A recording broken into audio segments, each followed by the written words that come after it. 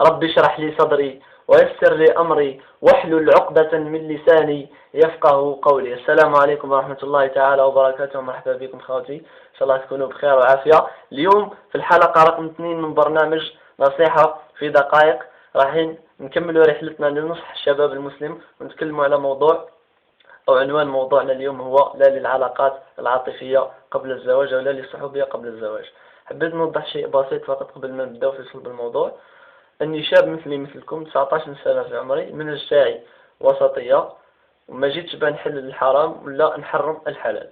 نبدأ في الموضوع على بركة الله.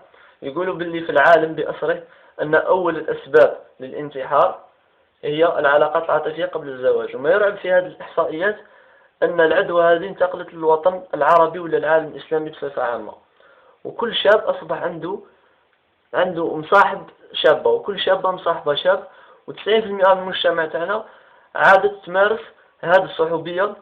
وهذا الشيء اللي خلاني نهضر على هذا الموضوع. نبدأ مع أضرار العلاقات العاطفية قبل الزواج. أول ضرر قال الله عز وجل: بسم الله الرحمن الرحيم: قل للمؤمنين يغضوا من أبصارهم ويحفظوا فروجهم ذلك أزكى لهم إن الله خبير بما يصنعون. وقل للمؤمنات يغضضن من أبصارهن ويحفظن فروجهن. صدق الله العظيم. غض البصر وحفظ الفرج.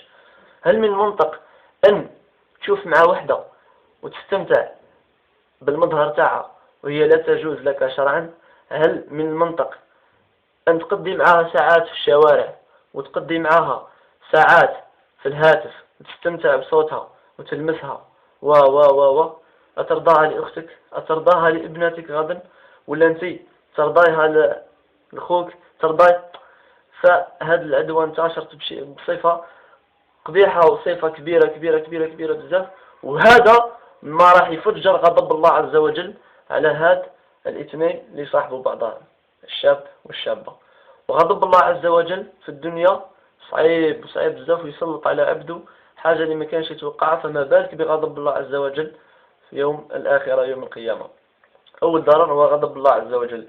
الضرر الثاني قال الرسول صلى الله عليه وسلم: البر لا يبلى والذنب لا ينسى والديان لا يموت، افعل كما شئت، افعل ما شئت كما تدين تدان. الضرر الثاني هو اوتوماتيكمون انك لما تمارس هذه العلاقات تخرج في اختك، تخرج في ابنتك، تخرج في ولدك غدوة، تخرج في بنتك، تخرج. فالإنسان يفيتي هذه العلاقات. درك نمدوا لكم الحلول بإذن الله. دائما نبداو بربعة أضرار ومن بعد نمدوا الحلول. الضرر الثاني كما تدين تدان. الضرر الثالث هو أنه هذا اللي يمارس العلاقات العاطفية ولا هذه اللي تمارس العلاقات العاطفية لما يجي راح يتزوج، وحتى لو تزوج ما يكونش زواج مبني على ثقة، لأنه شاف أصناف وهي شافت أصناف، ولما تتزوج راح تكون عندهم ثقة ضعيفة في الزواج، ويكون هذا الزواج موش مبني على ثقة كبيرة.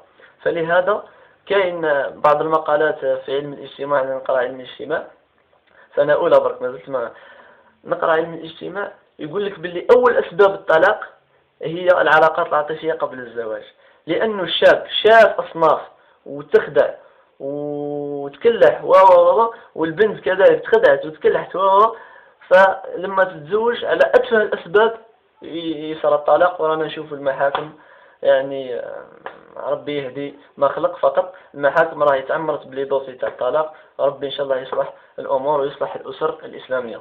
الضرر قلنا الثالث هو ضعف الثقة عند الزواج. الضرر الرابع هو لما يكون الإنسان لما يكون قدوة في البيت، خاصة الأخ الكبير والأخت الكبيرة، راح تأثر على من راح تأثر على خواتها الصغار ولا أخواتها الصغار. لما واحد يشوف الأخ الكبير يمارس هذه العلاقات راح يتأثر به. وهنا من دل على هدى فله الأجر مثل فاعلها، ومن دل على ضلالة فله الأجر مثل فاعلها. فهنا نلقاو الضرر الرابع باللي هو الدلالة على الضلال، وراح تدي الاسم تاع واحد انت ما درتش الاسم تاعو لكنك أثرت فيه، ولما أثرت فيه اديت الاسم تاعو.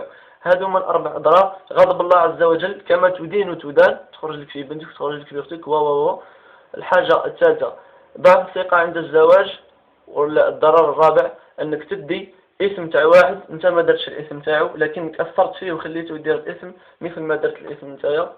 ان شاء الله نقضيو على هذا المعصية اللي هي الصحوبية قبل الزواج بالحلول. نبداو بالحل الأول. الحل الأول هو الزواج. قال الرسول صلى الله عليه وسلم: لا أرى للمتحابين إلا النكاح، يعني إلا الزواج. الإسلام ما حرمش الحب، الإسلام ما حرمش الحب، لكن الشيء اللي لا يجوز في الإسلام تاعنا هو العلاقات اللي مبنية على حب زائد. دوك ندير لكم معادلة. المعادلة الأولى: حب زائد زواج يساوي حلال وبركة. حب بلا زواج مع صحوبية يساوي غضب الله، يساوي غضب الله ويساوي خسارة في الدنيا وفي الآخرة.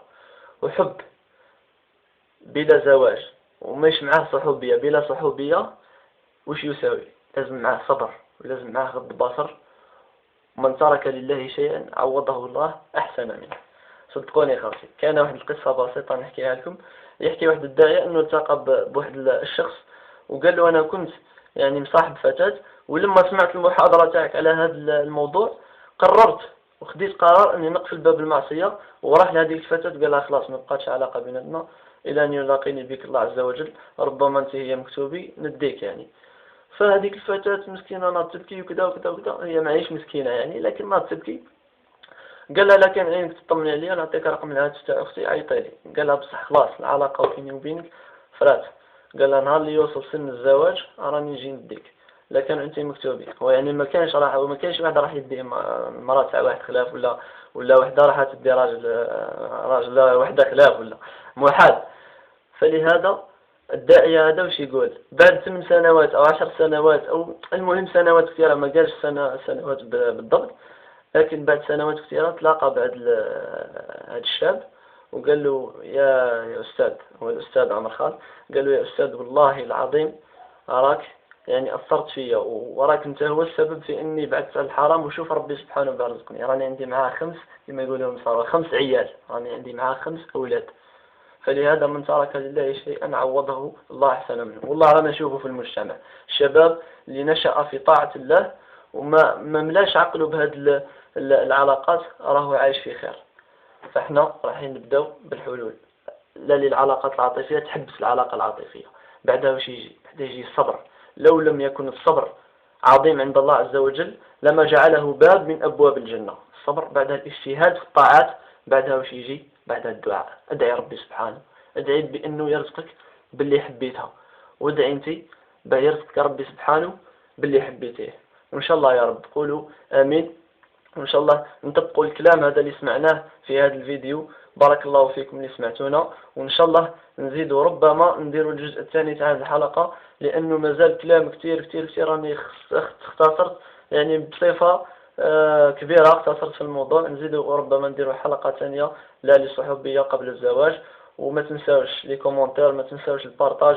اللي عنده دي باج كبار يبارطاجي، وصلوا هذا الفيديو. بارك الله فيكم. اللي عنده أصحابه ولا اللي عندها أصحاباتها يبعثوا هذا الفيديو، ربما يكون سبب أو ربع سبب كما نقولوا أو نصف سبب، وإن شاء الله يوصل صوتي. بارك الله فيكم اللي سمعتونا، والسلام عليكم ورحمة الله تعالى وبركاته. قبل الساعة نقول لكم: لا تكن ممن يرجون الآخرة بغير عمل ويؤخر التوبة لطول الأمل. من شغلته دنياه خسر آخرته. إن شاء الله تعجلوا في التوبة بعد سماع هذا الفيديو. والسلام عليكم ورحمة الله تعالى وبركاته.